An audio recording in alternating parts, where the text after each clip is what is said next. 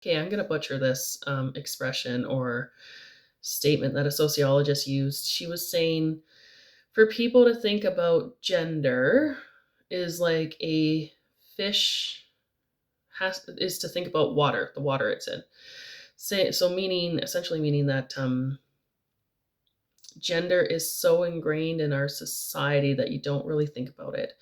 Now I know that has changed drastically over the past minimum 5 years. Obviously, it's been a long movement for a long time, but it's really gained traction because of the ability to be more visible because of social media and more acceptance and all that.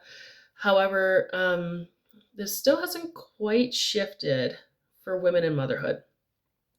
Now, I get it. We women were meant to hold, create, and birth babies in the world. That's what our bodies are designed to do.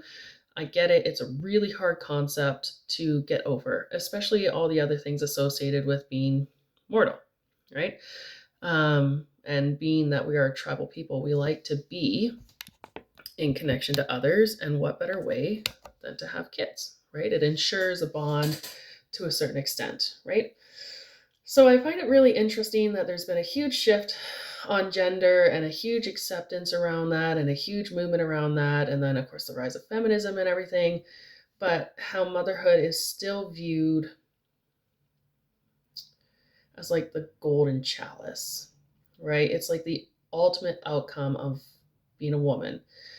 Um, so I just find it really interesting. Does anybody else notice this? I notice there is more of a rise on it, and there's multiple reasons for that. Doing like economical price crises, um, infertility issues. Which if you're experiencing that, I'm very sorry for that experience for you.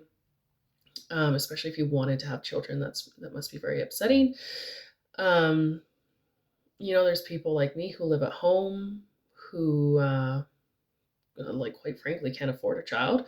So I would say that we're being more conscious of our choices now in regards to how we're going to be responsible for something, a living, breathing human for 18 plus years.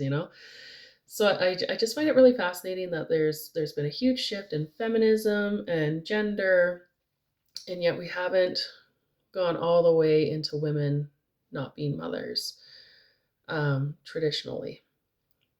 And even if they do adopt, then they're considered mothers, and they're more included in the group. But I suspect there would be a little buffer there because they didn't birth that baby, right? It's a whole different experience. You can't simulate having a pregnancy and giving birth. There's just no way you can simulate that for somebody.